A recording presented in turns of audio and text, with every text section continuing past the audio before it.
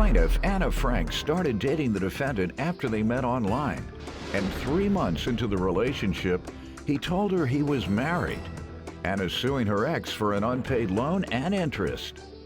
Defendant Chad Verzella says things with Anna got hot and heavy really quickly, but she was a sex fiend and he couldn't fulfill her needs. Chad insists the money from Anna was a gift. All rise. This court is now in session. The Honorable Judge Greg Mathis presiding.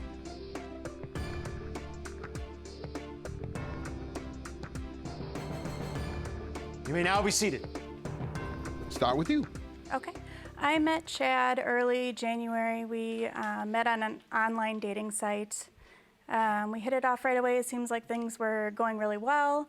And then a few months later, he admitted to me that he was married still. No, that was not a few months later. It was a few months later. It was on our third date, Your Honor. No, it wasn't. And Were you all spending nights together overnight? yes, we were. How often? He came over quite often. Overnight? He wouldn't spend the entire night, but he would That's what I spend. said, overnight. Yeah, means not Well, overnight. it's third shift. It'd be impossible for me to stay overnight. On my nights off, he would come and he would leave like around 1 in the morning. Okay. Go ahead. And we only went out maybe. Did you ever once- ask him to stay overnight? I did, yes. What did he tell you? He, the one time I remember is that he said his son was sick and he needed to get home because All right. Did you ask him another time? it was hard for me to, get him to stay over. It was always just quick visits because I did work third shift and so there weren't a lot of time. Quick visits. He would come over for a couple of hours. Oh, y'all wouldn't have no relationship. Y'all had a booty call. No, it was. What are you talking about? All y'all did was stop by for a couple of hours. Well, and he. Relationship, you go to dinner sometime, you go to a movie, you bring me spend dinner. quality time on the And we weekends. did, sir. We went out plenty of times. Yes, we All did go right. out. It was hard because I had kids and he had a son. Okay, at least you all did go out some. You portrayed it as just he stopped in a couple hours every blue moon, I mean, it do was his business and go the home. time between Let when me my hear kids from were you. there. You give me some background. sir. So, yeah, we met on a dating site. It did get hot and heavy pretty quick. On our third date, not months later, I did let Anna know that I was married, separated from my wife. She was fine with that. We went on with Did he the say he was separated when he told you? No, he told me they were separated but living together. Okay, go ahead. So I told her that we were married, and she, being what she does for a living, she has access to a lot of information just with someone's name. And when I told her, she didn't act that surprised. I think she already knew that I was married. So we moved on with the relationship. We moved forward. Things got hot and heavy. I couldn't give her the attention that she wanted, especially in the bedroom. And so things went downhill from there. She, 2 months after me Why do getting, you say you couldn't give her attention in the well, bedroom? I couldn't come over every night and spend the night.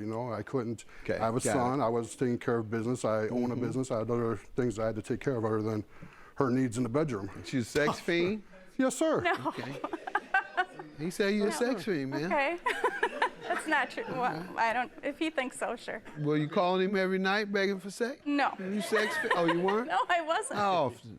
No, I wanted us to go out on dates. He would come over How just for a often couple. were you calling him about sex? About sex? Yes. I asked him to just come over. No, he said you wanted sex when you were calling him. How often? Not very. Few times, maybe. You sound like Sir, a she works- crackhead that don't want to admit they smoke crack. Go ahead. she works She's for a- sex fiend. she works for a- Sound just like them crackheads. Works for a Go local ahead. police department where they talk in codes. She would send me codes, 10 codes, to make come over and have sex with her.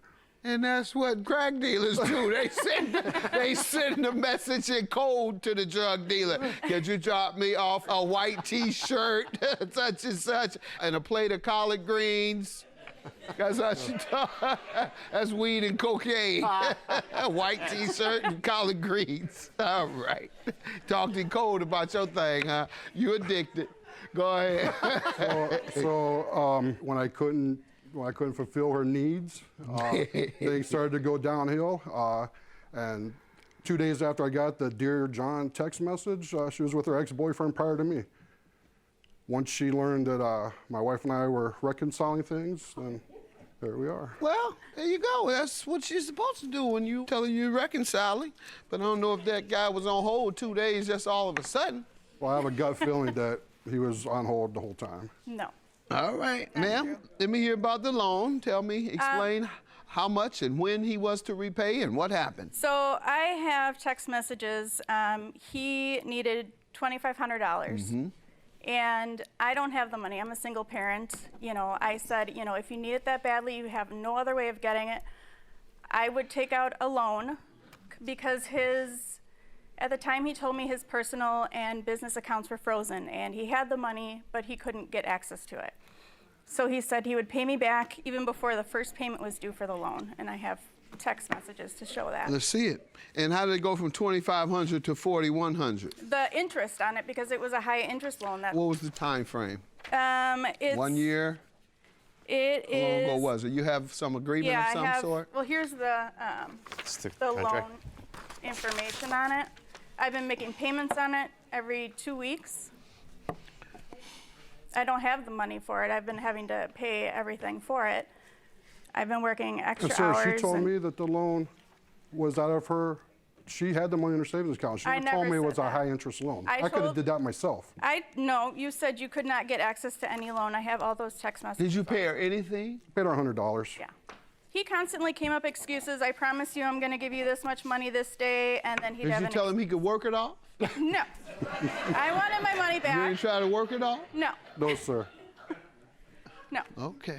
He constantly had excuses of About why. working it off? He had constant excuses about? No, he had a ring he was gonna sell to pay me back. He was gonna sell his Hummer to pay me back. What's your defense? Sir, my defense is when Anna offered me the loan, I didn't ask her for it. She offered it to me. It was a gift, and it's that simple. It was a gift. We had talked about having a future together. Why did you give her living- $100 back? I give her $100 back because she was giving me a pity party. How she's a single mom with 2 kids. She still is. I have a heart. I was. Do you still have it? I do still have it. Yes, sir. Okay. And you're still a single mom with 2 kids. That's the reason you gave her 100. So why won't you give her the other 2,400? Well, because I feel like it was a gift, and I feel like she turned it into a When loan. you felt like that when you gave her the 100? I did. So And I her was, circumstances are still the same, so why won't you give her the rest? even though I gave her $100, that doesn't mean I feel like it was a loan. I feel like it was a gift. We're not talking about that. She loaned you 25 or gave you 25. You said, okay, I'll give you 100 because you say you need it. Now she's saying she need 2,400 more. Well, I didn't know she took a high interest loan out. Whatever reason you gave her $100, why won't you give her the rest for the same reason? Because I don't feel like I owe her the money. Okay, why did you give her 100 then?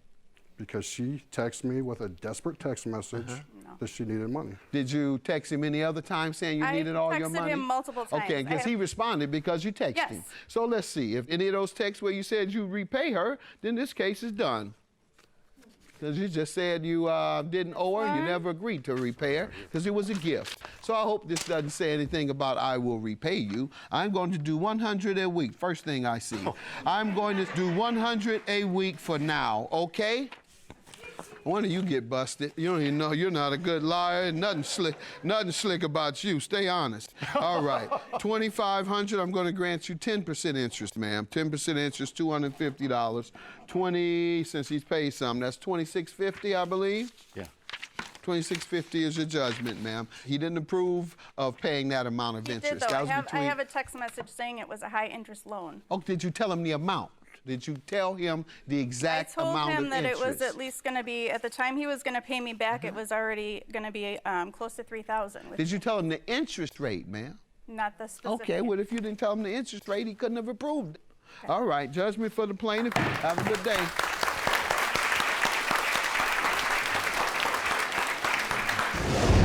I'm glad this is over. I'm done with it all. I'm done with the lies and just want it to be done with.